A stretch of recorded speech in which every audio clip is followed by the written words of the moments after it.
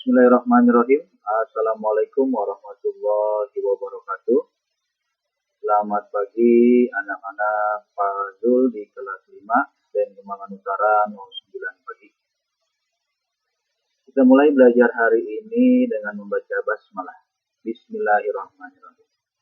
Semoga anak-anak di rumah tetap semangat melaksanakan PJJ, pembelajaran jarak jauh, dan tetap dalam keadaan sehat walafiat. Anak-anak, hari ini Fajul masuk di materi atau kita masuk di materi di pembelajaran yang ketiga. Masih dalam tema yang pertama, di subtema yang pertama. Ya, di sini ada gambar lambang dari negara Republik Indonesia dengan nilai-nilai yang terkandung di tengahnya. Ada simbol-simbol gambar mulai dari bintang, kemudian rantai, ada pohon beringin, lambang kepala banteng, dan padi dan kapas.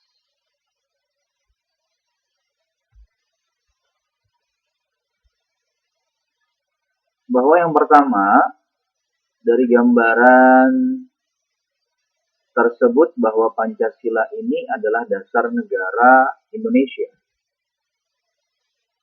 Dan dalam Pancasila ini ada nilai-nilai yang terkandung di dalamnya dan harus kita aplikasikan dalam kehidupan sehari-hari. Yang akan mencakup 5 nilai, karena memang Pancasila ini berarti 5 nilai, yaitu panca artinya 5 dan sila artinya nilai.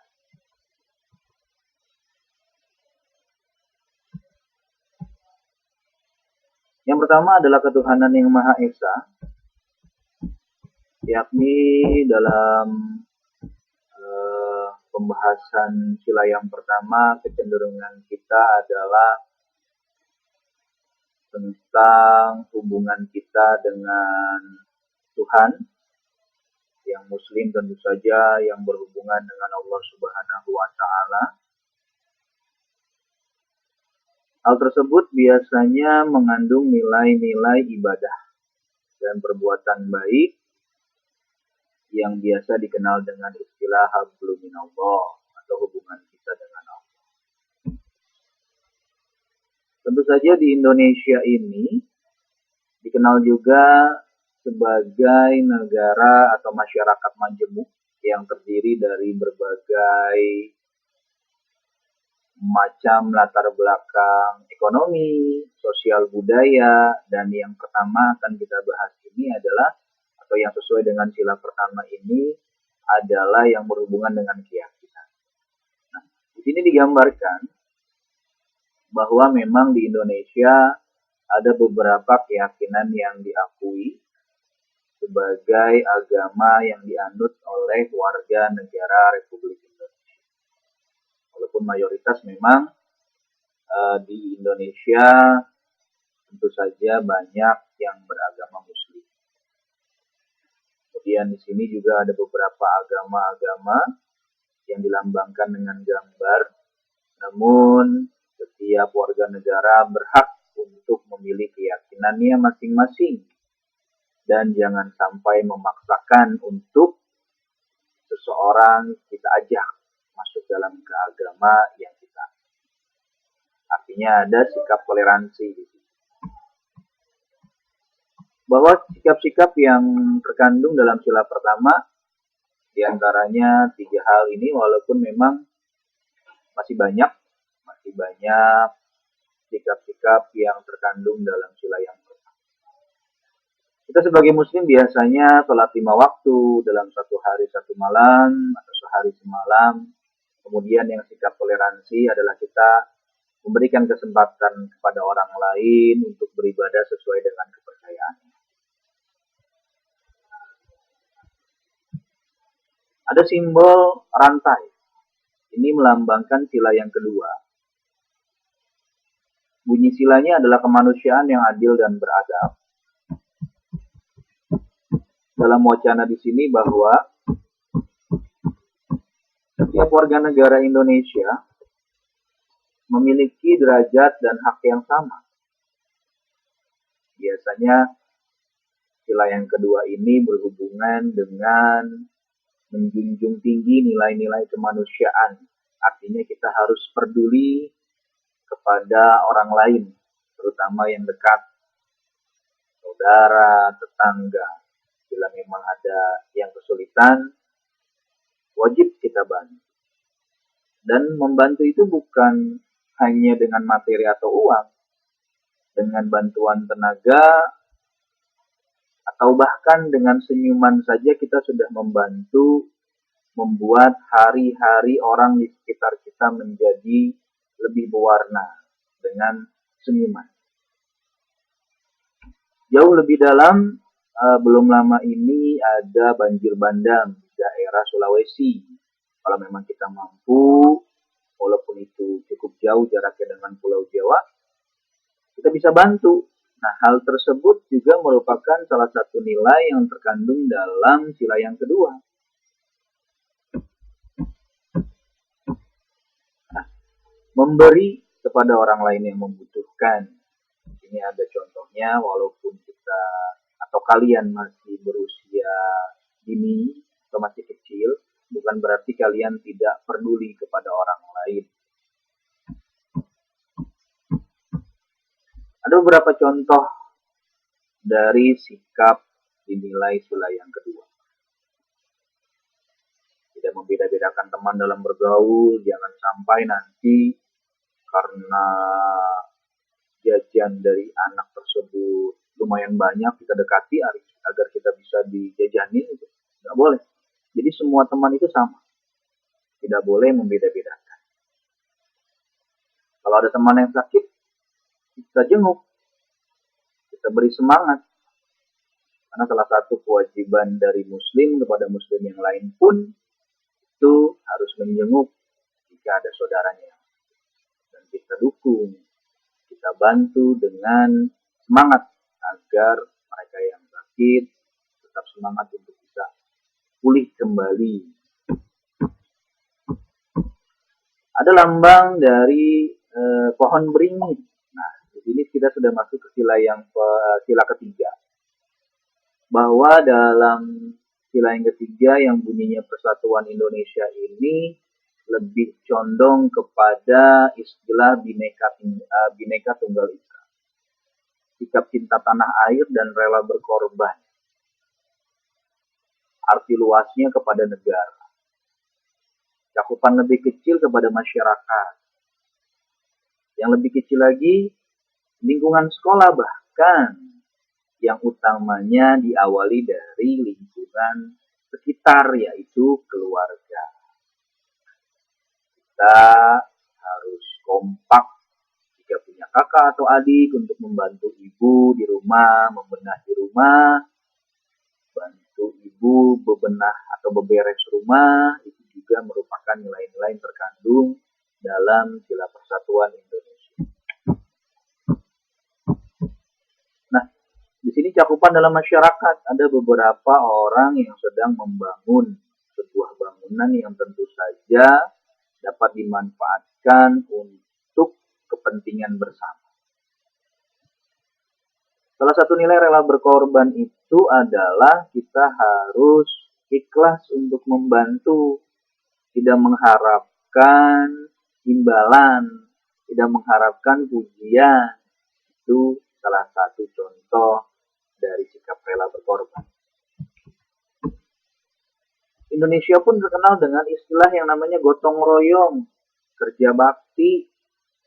Biasanya kalau gotong royong ini prinsipnya adalah membuat pekerjaan yang berat menjadi lebih ringan. Yang biasanya dikerjakan sendiri dalam waktu yang lama akan lebih cepat selesai. Itu manfaat dari gotong royong dan kerja bakti.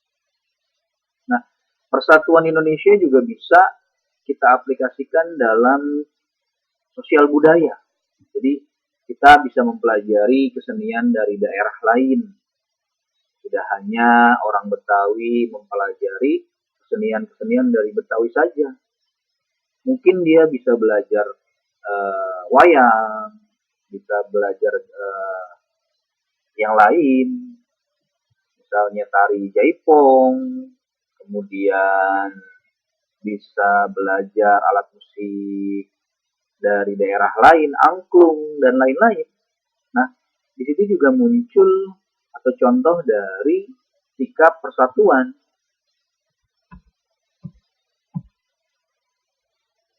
Nah, yang keempat ada sila yang berlambangkan kepala banteng, bahwa di sini lebih condong kepada setiap kegiatan itu harus dilandaskan kepada musyawarah, mementingkan kepentingan umum daripada kepentingan pribadi. Jangan sampai egois, memenangkan diri sendiri, karena kita hidup sebagai makhluk sosial. Tapi pun memang dalam sebuah kelompok atau lembaga masyarakat biasanya dipimpin yang paling bawah itu oleh RT atau rukun tetangga. Di atasnya RT ada rukun warga atau RW. Nah, musyawarah-musyawarah ini biasanya akan berujung kepada mufakat atau kesepakatan bersama yang tidak boleh dipaksakan. Jadi semuanya ketika sudah mencapai kata mufakat harus dilaksanakan dengan penuh tanggung jawab. Tidak boleh ada yang terpaksa, walaupun tidak sesuai dengan keinginannya. Nah, mufakat ini atau musyawarah ini sangat erat hubungannya dengan kultur dari masyarakat Indonesia yang terkenal dengan ramah tamahnya.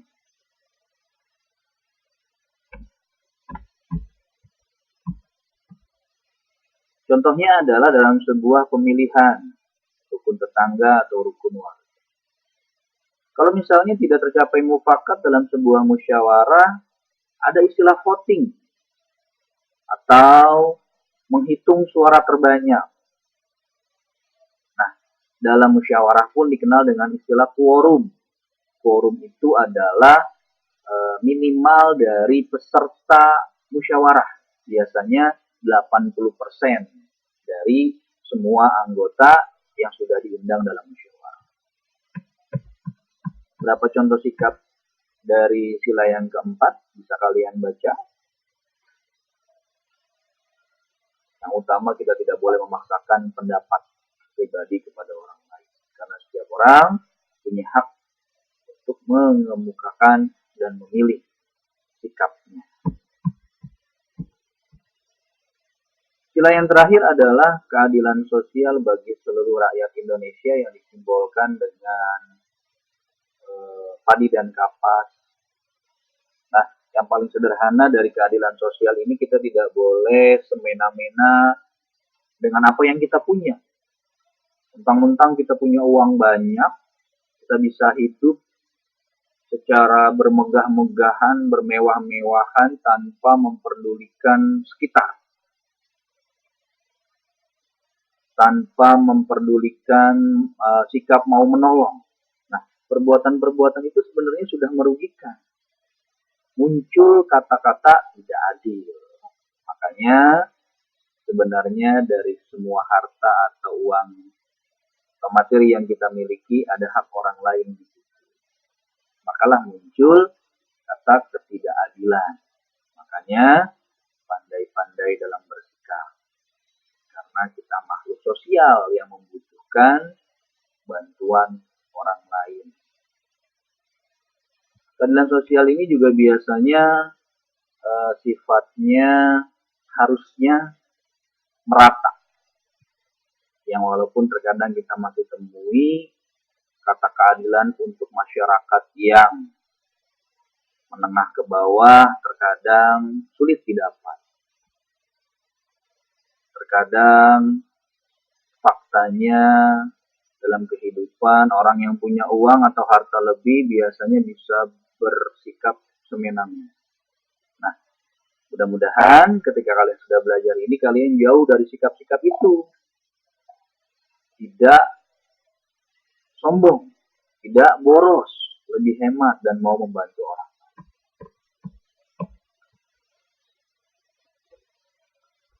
Tidak ada batasan antara yang muda dan yang tua. Artinya yang tua menghargai yang muda dan kita yang muda menghormati yang tua. Contoh yang paling sederhana adalah yang namanya sebuah kesalahan. Indonesia dikenal sebagai negara hukum. Jadi semua harus mendapat ganjarannya walaupun itu seorang anak pejabat.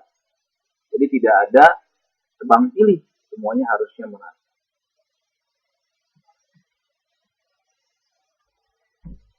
Ini sudah pernah kalian buat di buku latihan tema, bahwa gotong royong lebih kecenderungan pada sila yang ketiga. Rajin beribadah tentu saja sila yang pertama, kalau muslim kita bisa sholat wajib, sholat sunnah, mengaji dan sebagainya. Kalau musyawarah dia condongnya kepada sila yang keempat, tidak membeda-bedakan antara dengan yang kaya dengan yang miskin, dia sila yang kedua, kemanusiaan yang adil dan beradab. Nah, memberikan kesempatan kepada orang tua. Sederhana, kita lagi naik Transjakarta, bangkunya penuh, kita melihat orang tua, alangkah indahnya kalau kita beri kesempatan yang tua. Begitupun yang tua harus memberikan kesempatan yang muda untuk mengeksplor kemampuan, dengan catatan yang muda harus tetap menghormati yang tua. Dari keberagaman itu, ternyata Indonesia ini memiliki banyak sekali pulau, besar ataupun kecil. Dan bahkan Indonesia ini dikenal dengan negara kepulauan, yang memiliki banyak pulau, daerah perairan, bahwa dua per tiga dari negara Indonesia ini berupa perairan. Daratannya hanya sepertiganya saja. Nah, itu dikenal dengan istilah maritim. Kalau kalian perhatikan, ada pulau-pulau yang besar, kita mulai dari paling barat ada Pulau Sumatera, kemudian sebelahnya ada Kalimantan. Nah, yang kita tinggali ada Pulau Jawa, ada pulau-pulau kecil di sekitarnya, ada Bali, Nusa Tenggara Barat, Nusa Tenggara Timur, ada Sulawesi, kemudian ada Papua. Papua ini adalah pulau terbesar kedua di dunia. Nah, kalau kalian perhatikan ada dua samudra yang mengapit. Kemudian ada dua benua yang mengapit. Nah, di sini nih, ada benua Australia dan di atas ini ada Asia. Inilah yang dinamakan dengan letak geografis Indonesia atau peta kondisi geografis negara Indonesia. Indonesia terdiri dari 34 provinsi.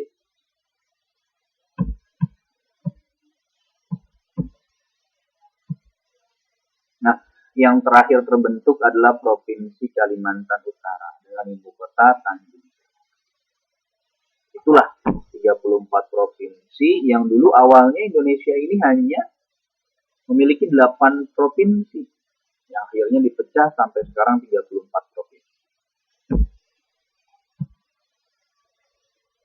Kita masuk lebih dalam bahwa Indonesia memiliki letak geografis.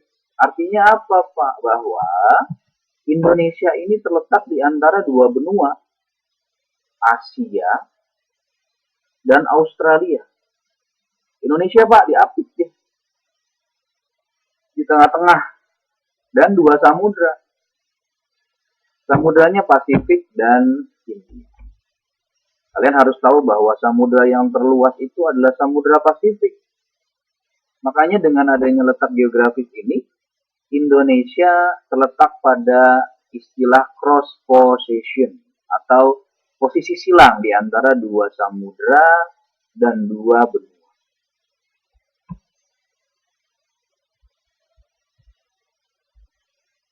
Ada lagunya, yaitu kita nyanyikan sama-sama. Dari Sabang sampai Merauke berjajar pulau-pulau, sambung menyambung menjadi satu, itulah Indonesia. Kalian lanjutkan. Di lagu tersebut memang Indonesia bisa dikatakan dari Sabang sampai Merauke, dari ujung timur, dari ujung barat sampai ujung timur. Tadi kalian sudah melihat pulau-pulau besar yang ada di Indonesia.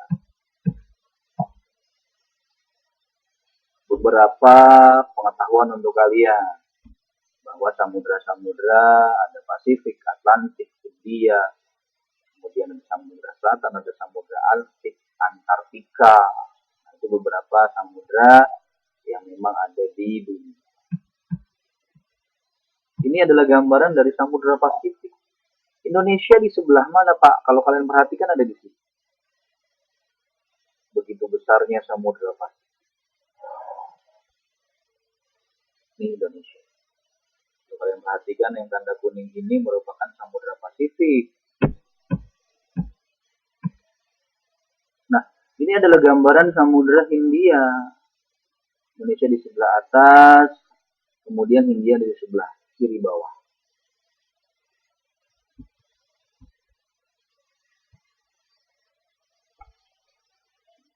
Di sini ada keterangan bahwa luas dan letak wilayah Indonesia berdasarkan peta. Kalian bisa baca bahwa iklim di Indonesia ini ada dua, yaitu musim kemarau dan musim penghujan, yang dipengaruhi dengan iklim tropis yang biasanya berganti pada setiap 6 bulan sekali. Memiliki keragaman budaya dari bidang seni, bahasa, peradaban, dan agama.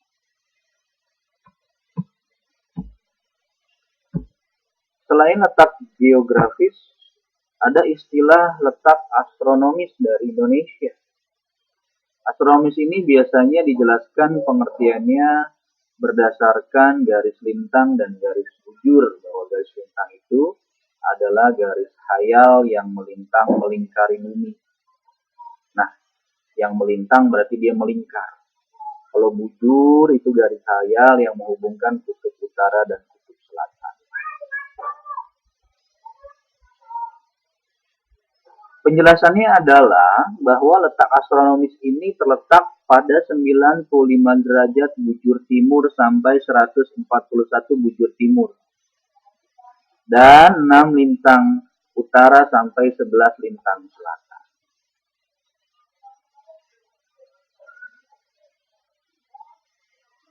Indonesia yang memiliki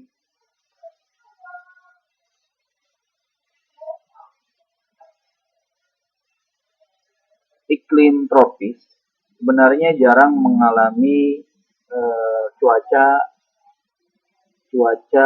ekstrim, jadi normal-normal saja, dan juga bisa mempengaruhi 12 jam di siang dan 12 jam di malam.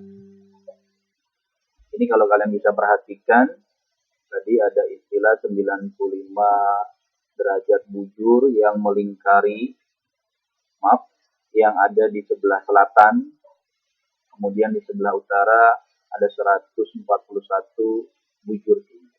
Nah, lintang ini biasanya yang melintang, yang sifatnya biasanya horizontal atau mendasar.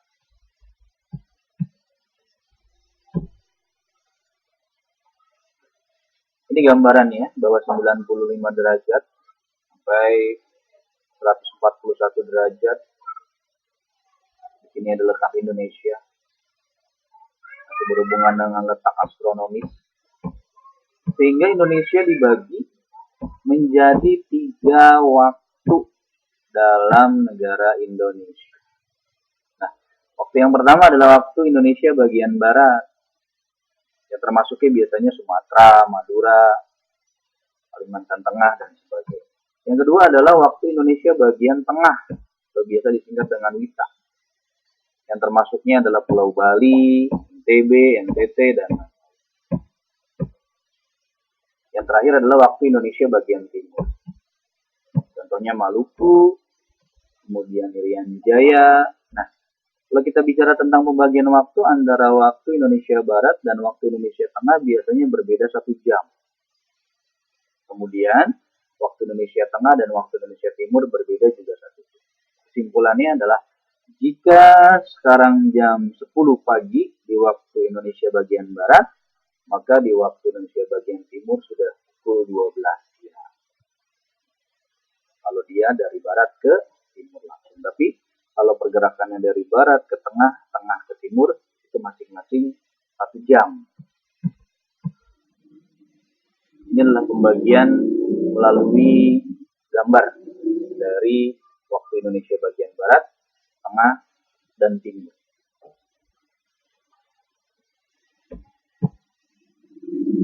Kita masuk ke pembelajaran yang keempat. Nah, kalian masih ingat kandang kelinci? Bahwa kandang kelinci ini ternyata bukan hanya sekedar kandang yang kita buat semau kita, tapi ada denahnya. Antara tempat untuk dia tidur, dia makan, bahkan sampai dengan penampungan kotoran. Semua harus dibuat dengan baik dan sesuai. Jadi jangan sampai tercampur antara tempat makan dengan tempat kotoran.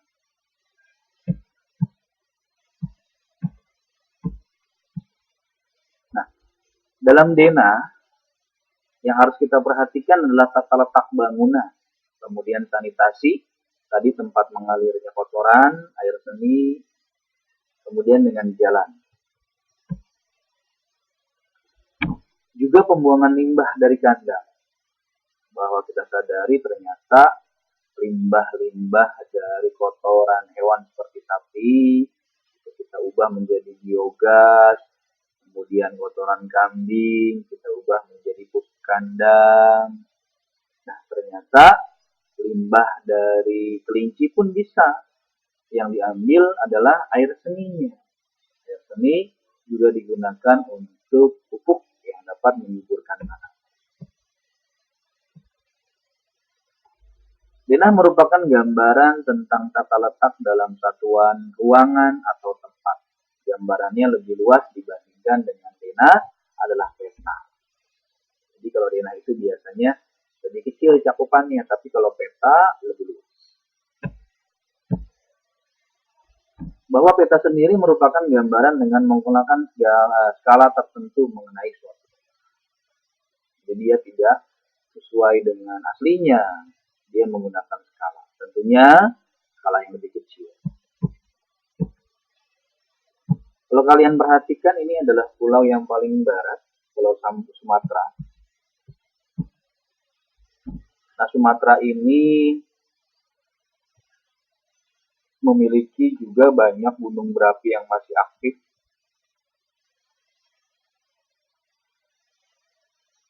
Juga merupakan pulau terluas kelima di dunia. Makanya Indonesia sangat dikenal dengan sebutan negara maritim, karena pulau-pulaunya yang luas, dengan perairannya yang membentang.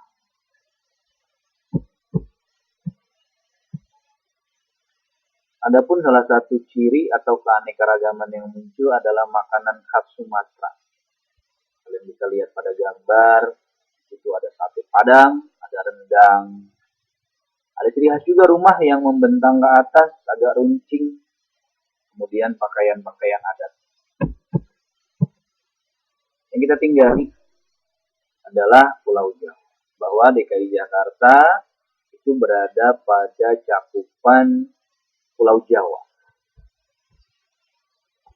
Pulau Jawa ini merupakan pulau terbesar ke-13 di dunia. Kemudian Pulau Jawa ini terkenal dengan tanahnya yang subur. Kemudian sebagiannya masih ada aktivitas vulkanik, karena memang ada deretan gunung yang membentuk jajaran yang terbentang dari timur hingga barat.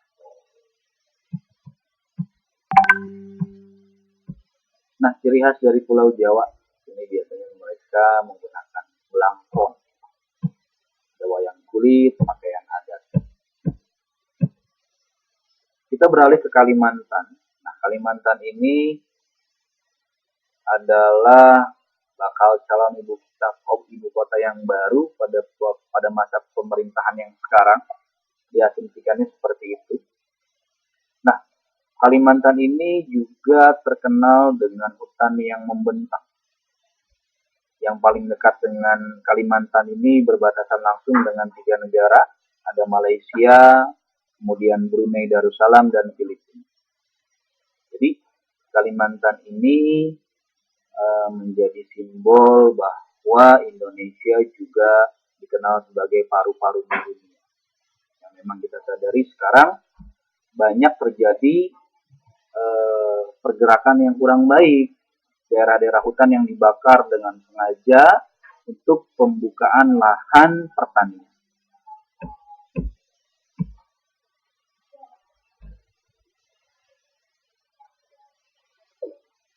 Bahwa Kalimantan ini didominasi oleh hutan hujan tropis yang kaya akan pohon berkayu besar. Kemudian Kalimantan ini juga dikenal dengan daerah yang masih banyak memiliki lahan terbuka hijau. Bisa ditumbuhi bakau, kemudian atau masih banyak rawa dengan berbagai jenis.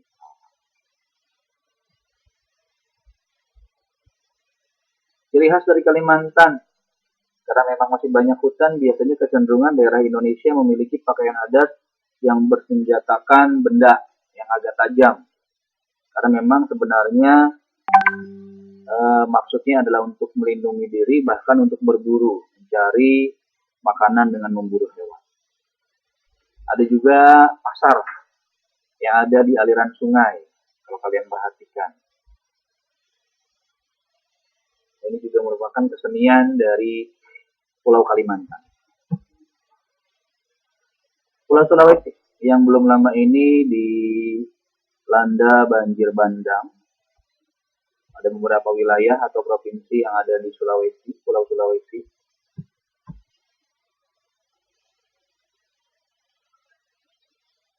Masih banyak daerah-daerah terjal, berbukit-bukit, daerah-daerah Sulawesi. Di Sulawesi masih terdapat atau banyak juga terdapat gunung, kurang lebih terdapat 41 gunung yang ada di Sulawesi, dan sebagian wilayahnya merupakan daerah vulkanik hasil dari meletusnya gunung-gunung yang masih aktif. Yang ciri khasnya rumah adat dari Sulawesi, kemudian ada iga, itu makanan. Nah, ini adalah pulau paling timur di Indonesia, yang sebenarnya biasa juga disebut dengan mutiara hitam. Karena kenapa? Karena Papua ini banyak sumber daya alam yang bisa dimanfaatkan. Contohnya batu bara dan minyak bumi.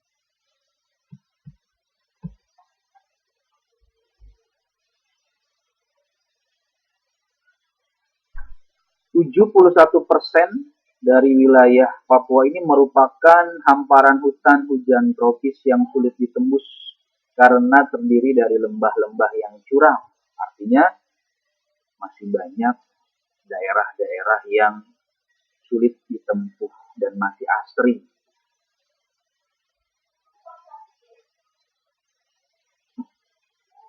Yang dikatakan bahwa Papua ini adalah pulau terbesar kedua di dunia setelah Greenland. Hebatnya Indonesia.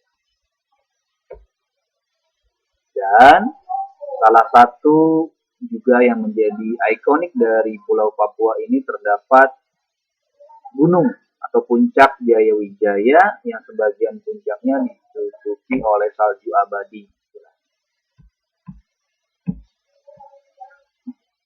Inilah ciri makanan khas dari Papua, yaitu sagu yang biasa disajikan dengan ikan serta sayur kuning yang disebut dengan papeda.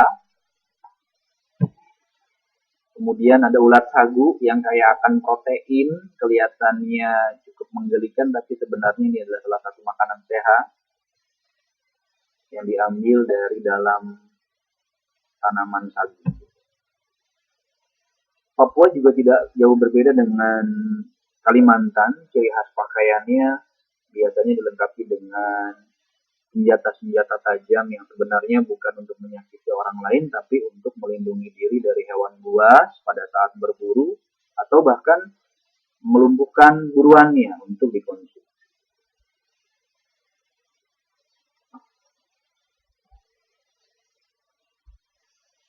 Ada beberapa pulau kecil, yaitu Pulau Nusa Tenggara Barat, dan Nusa Tenggara Timur. Juga ada Bali di sebelah baratnya. Nah, kalau Pulau Nusa Tenggara ini biasanya kecenderungan masih banyak daerah-daerah yang kering. Kering itu dalam artian sulit tumbuh pepohonan.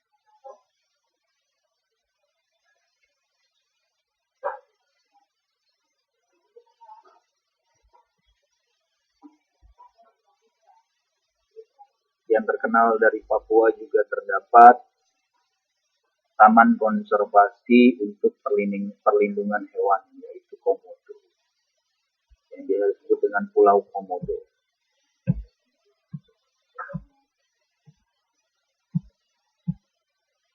Ini adalah contoh dari unsur-unsur yang ada pada sebuah pulau, batas-batasnya. Di sini juga ada batas lautnya. Ada beberapa contoh nama pantai yang cukup terkenal. Ada dataran rendah serta nama gunung. Ini contoh dari Pulau Jawa. Nanti kalian akan latihan untuk mencari unsur-unsur dari pulau.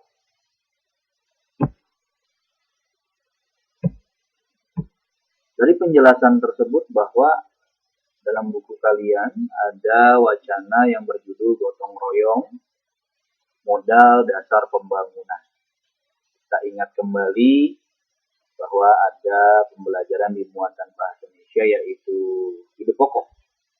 Ini adalah contoh dari ide pokok yang pertama.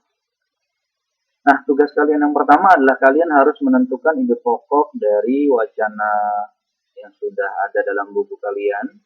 Nanti kalian cari. Yang paragraf pertama sudah Fajul buatkan. Kalian tentukan ide pokok dari paragraf kedua, ketiga,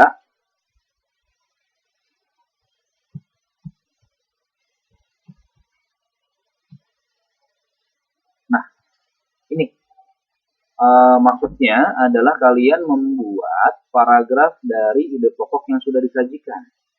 Jadi tugas itu yang pertama, dari ide pokok kebebasan memeluk agama atau kepercayaan adalah hak setiap warga negara. Dari ide pokok yang sudah ditentukan ini, kalian membuat paragraf, ditulis di buku tema, latihan tema. Terdiri dari 2 paragraf, masing-masing paragraf minimal terdiri dari 4 baris. Itu tugas yang pertama. Tugas yang kedua, kalian harus mencari unsur-unsur yang ada pada Pulau Kalimantan. Nanti kalian bisa salin, kemudian cari. Boleh kalian cari di peta atau dengan bantuan dari IT, membuka Google. Itu latihan yang kedua. Nah, latihan yang ketiga, kalian harus melakukan latihan keterampilan. Lakukanlah masing-masing satu sikap yang mencerminkan nilai-nilai pada Pancasila. Berarti nanti ada 5 sikap. Kemudian kalian praktekkan di rumah dan kalian foto. Nah, fotonya nanti sebagai absen kalian untuk kegiatan hari ini. Jadi ada 3 tugas: membuat paragraf dari ide pokok, mencari unsur pada Pulau Kalimantan, dan tugas keterampilan adalah kalian harus mencerminkan nilai-nilai yang ada pada nilai 5 di Pancasila di keluarga masing-masing saja. Kemudian kalian baik, cukup untuk pembahasan di PB yang ketiga dan keempat. Kita bertemu lagi pada pembelajaran berikutnya. Salam guru hebat, salam guru kuat, salam siswa hebat dan siswa kuat. Wassalamualaikum warahmatullahi wabarakatuh.